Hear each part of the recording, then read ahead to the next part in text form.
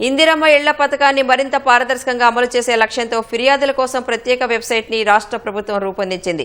ఈ మేరకు ప్రత్యేక వెబ్సైట్ ను ప్రారంభించిన గృహ నిర్మాణ శాఖ మంత్రి పొంగులేటి శ్రీనివాసరెడ్డి ఇందిరమ్మ ఇళ్ల ఎంపికలో సమస్యలు తలెత్తితే వెంటనే ఫిర్యాదు చేయవచ్చని సూచించారు. ఫిర్యాదుపై స్పందన, తీసుకున్న చర్యలను మొబైల్కు SMS ద్వారా సమాచారం వస్తుందని తెలిపారు. గ్రామాల్లో ఎంపీడీఓ, పట్టణాల్లో మున్సిపల్ కమిషనర్ ద్వారా సంబంధిత అధికారులకు ఫిర్యాదు వెళుతుందని వివరించారు.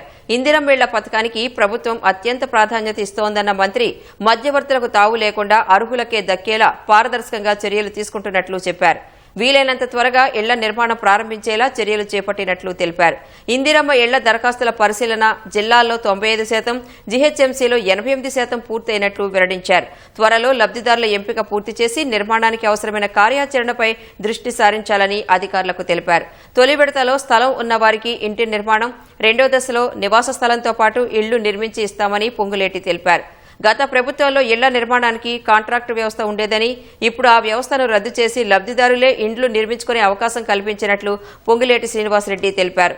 అర్హులైన ప్రతి ఒక్కరికి ఇళ్లు మంజూరు చేసే బాధ్యత ప్రజాప్రభుత్వానిదేనని పునరుద్ఘాటించారు.